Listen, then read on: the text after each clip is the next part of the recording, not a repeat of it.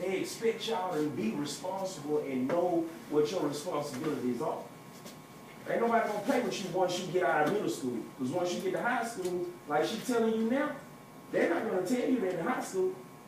They expect you to already know it because you went through this pattern. But if you don't listen and take heed to what she's saying, then you'll find yourself in the same grade the year after. Waste of time. You know what I mean? And then you'll be 15 to 16 years old still in the 9th grade. And everybody be laughing at you. So all that y'all need to do is listen to what she's saying and take heed. Because it's real hard in real life, in the real world. It's real hard. It's kind of like an oxymoron. It is harder, but they have more things available to them, Yes. free things, Yes. than what we had back in the day. Yeah. And we didn't have these computers and stuff. We had the big back computers. Old school, green line, Yeah. black background. We had no internet. None of that. We were just We going didn't have on no the cell phones. We didn't have these game phones that everybody had. And all the stuff that y'all got privileges right now. That's why a modern day kid is born that is actually smarter than a kid from back in the gap, from the 70s. You know why? Because of the technology. Okay, when your mama is pregnant with your sister or brother, whatever the case may be, they can make a DVD and look at your sister or brother roaming around in your mama's stuff. Back in the gap, they used to put gel on your mama's stuff. And they used to get the and they listen to the heartbeat. Boom, boom, boom, boom, boom. Now you can actually see what the kid is doing now. That's technology. Technology change. As y'all grow, the technology gets better. So, ad hoc, you're gonna remember that on temporary solution, a long-term situation. Okay? Did you write a sentence? Everybody wrote a sentence? You wrote what part of speech? Now, you see what I said? I said use the term in a sentence correctly, and that's what we usually have problems with. It should be used as a noun, not as an adjective. Okay, noun. Chloe, did you write a sentence? Okay, now we've discussed it. So the other thing we did, when you have these long definitions, Shatay, you have these long definitions, what did we do? We went back and broke it down. We said, what does that word mean? Then we went back and we put it all together. Okay? I'm not going to take this one up today, but I want you to keep it in your binder in what section? The Bell section. I'm keeping the list since today is Friday. Next week you'll just have 2 days with me, so we won't do the vocabulary next week. We'll do it the following week when you come in here Monday, Wednesday, Friday. Okay? I think next week is the last week of the third 9 weeks of school. So we'll be going into the fourth 9 weeks though. And guess what? Next week is March. We go all the way through March on the calendar. We don't have another little break. We don't have professional development day where we come to school and y'all stay at home. We got to go through all 31 days consistently. Okay? No breaks. We ain't got spring break? We don't have spring break until the 2nd week of April. 2nd week of April. So you get out on April the 3rd. That's that Friday. You're out the 6th through the 10th. You come back on the 13th of April. That's the 3rd week. So we're going to have a 2 weeks of April when we come back from the spring break. And then it's going to be what? Yep. Then it's going to be May. And guess what? We're going to the house for the summertime. So time is moving on, so you don't have time to go in your classes with all this foolishness. Go in and be serious. Let's take care of business and get done. Okay? All right. So put that away in your binder. How much time we got? 10:16. Right, almost time for lunch. So let's look at your concept map. Go ahead and put your name and today's date on it if you have not done that. Y'all with me? You got this? Put your name and date on it? Okay, so somebody raise their hand. I want nobody yelling out, hollering at me. Raise your hand and tell me what this literacy strategy is for and where you've used it already. Go ahead, Jack. Okay, we use this not in this class, and this to help you understand things. I want you to tell me something specific. Like a topic about poem in Okay. the court session, and you can write on these circles in the details of a certain type of poem, and it'll help you understand more about this topic. Okay. Anybody want to elaborate? Add anything else? Did Jasmine sum it up? Yeah. Okay. So each one of these lines is called a link. So whatever the major topic is, we're going to find some. These links should be some main ideas. Yes? No? Y'all talking about main ideas?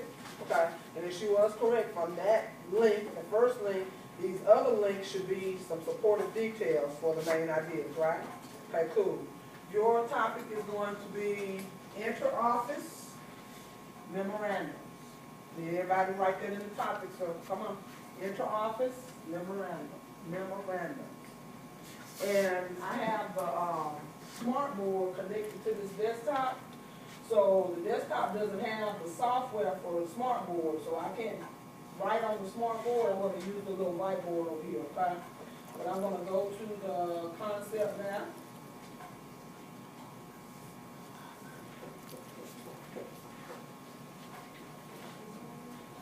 You wrote your code? What's the other word again?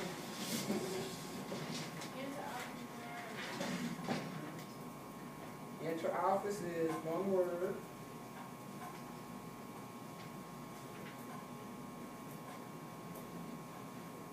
And we're going to work on, we're going to use the concept map, and we're going to do some notes at the same time, okay? Got it? Go to page 60.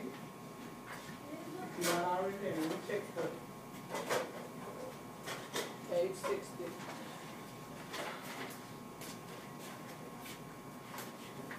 You there? So this is unit 8. The last test we had was unit 5. We did health feature.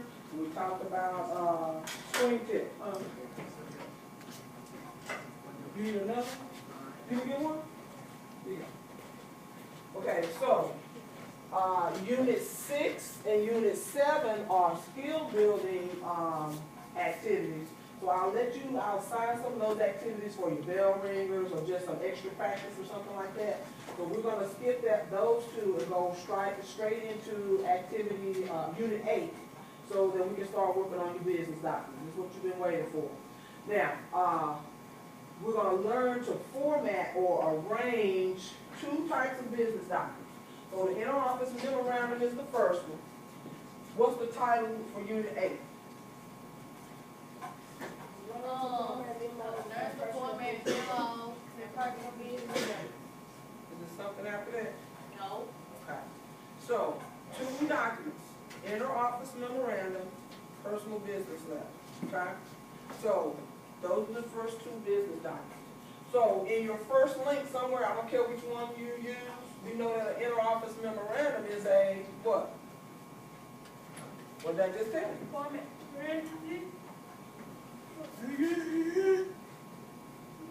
What is this? A BD. What does that stand for? Business document. Okay. I told you this is the first 2 business documents we're going to learn to format or learn how to write. So in one of those links, I need you to put that inter-office memorandum is a business document. So if that's one, what's the other one?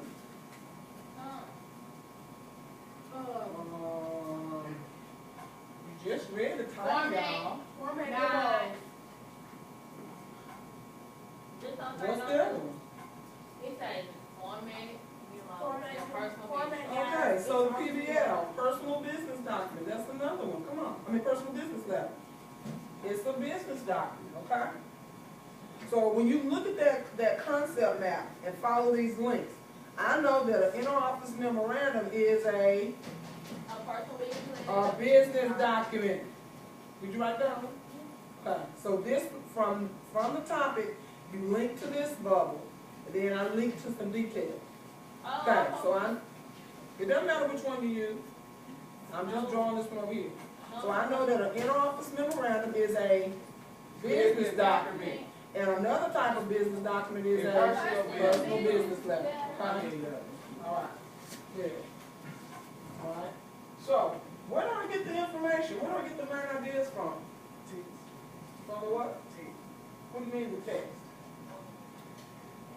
You're right. Where are you gonna see the text? In the book. In the book. So we have to do what, operation? Read. Got to read. Okay. Who wants to read for me? Okay, Jerry raised her hand. Oh, I can't believe it. Oh my goodness. Okay. Yeah, everybody follow along. We're on page 60 on the left side under inter-office, format guide for inter-office memo.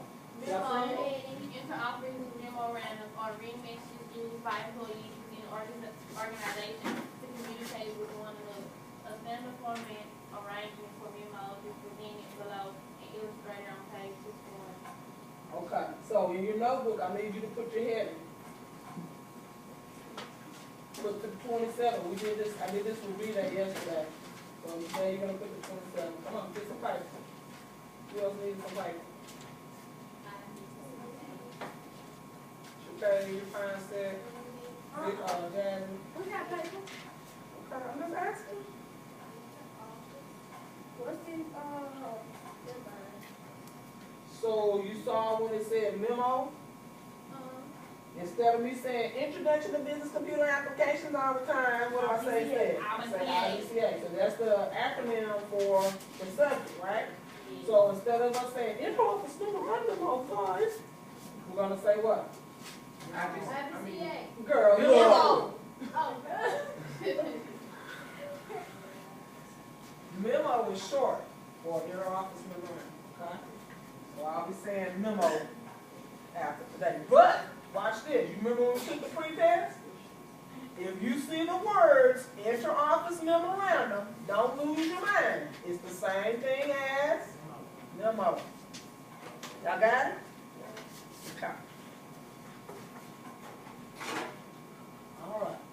Well, that's the first thing we need to know. Now, Jasmine has already read this. A memo is A written message used by employees within an organization to communicate with. okay, very good. Did you write it? I need you to write it. Because when you get ready for the post-test, I need you to have some notes to go back and study. When I do binder check, I need this to be in your note section of your binder so you get a good grade. All right, so while you're writing, listen. School is a business, right? yes, Who's the boss at school? Mr. Bradford. Good, Mr. Bedford. He's the boss. Yes. All right, who is his employees? Mr. Adams, Miss Counselor. Miss Adams, Miss Whitaker, Miss Dixon, Miss So the teachers are the faculty. Mahoney. The staff is any of those supporting people like your name, the counselors, the cafeteria workers, all that kind of stuff, okay? So the assistant administrators, yeah, they're like employees, there's employees too. But he has a staff person that is his administrative assistant. What's an administrative assistant? Somebody that's like, It's under like him, like somebody that's under him, like when he's not here, she takes it over. She's like, No. She don't take anything over. What like, you gonna say? Listen to what I said. Administrative assistant. She is his assistant. What's another word for her? Starts with an S. Secretary. There you go, Jack. Secretary. Okay. So that's Miss Taylor. I can't remember her first name. I think someone can. So when you look at that definition, every time all teachers don't read their email. Okay. So sometimes Mr. Bedford might tell his secretary to put a memo in our mailbox. Okay. Make sure we get some important information. Go to the